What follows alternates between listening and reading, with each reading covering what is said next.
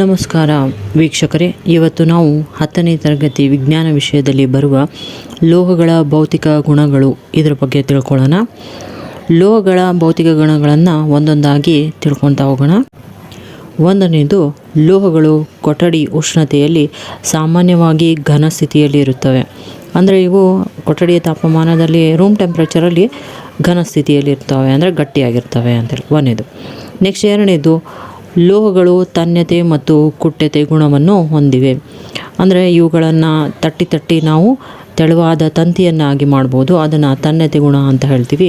ಇನ್ನೊಂದು ಕುಟ್ಟಿ ತೆಳುವಾದ ಹಾಳೆಯನ್ನಾಗಿ ಮಾಡ್ತೀವಿ, ಹಾಗಾಗಿ ಅದನ್ನು ಕುಟ್ಯತೆ ಗುಣ ಅಂತ ಹೇಳ್ತೀವಿ. ನೆಕ್ಸ್ಟು ಮೂರನೇದು ಲೋಹಗಳು ಹೊಳೆಯುತ್ತವೆ. ಲೋಹಗಳು ಹೊಳೆಯುತ್ತವೆ ಅಂತೇಳಿದ್ರೆ ಅವುಗಳ ಮೇಲ್ಮೈ ಯಾವಾಗೂ ಹೊಳಿತಾ ಇರ್ತದೆ. ಲೋಹಗಳು ಯಾವಾಗೂ ಹೊಳಪುಳ್ಳದ್ದಾಗಿರ್ತವೆ. ನಾಲ್ಕನೇದು, ಲೋಹಗಳು ಉಷ್ಣ ಮತ್ತು ಉತ್ತಮ ವಿದ್ಯುತ್ ವಾಹಕಗಳಾಗಿವೆ.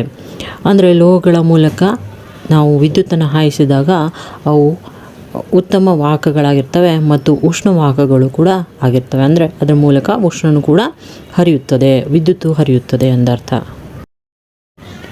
ಐದನೇದು, ಲೋಹಗಳು ದ್ರವಣ ಬಿಂದು ಮತ್ತು ಕುದಿ ಬಿಂದು ಹೆಚ್ಚಾಗಿರುತ್ತದೆ. ಅಂತ ಹೇಳಿದ್ರೆ ಇವುಗಳನ್ನು ಕಾಯಿಸೋದಕ್ಕೂ ಭಾಳ ಉಷ್ಣತೆ ಬೇಕು, ಮತ್ತು ಅದು ಕಾಯಿಸಿದಾಗ ಅದು ದ್ರವಿಸಿ ಮತ್ತು ಅದು ಕುದಿ ಬಿಂದುವನ್ನು ಹೊಂದಬೇಕು ಅಂತ ಹೇಳಿದ್ರೆ ಹೆಚ್ಚು ಅದಕ್ಕೆ ಉಷ್ಣತೆಯನ್ನು ಕೊಡಬೇಕಾಗಿರುತ್ತದೆ.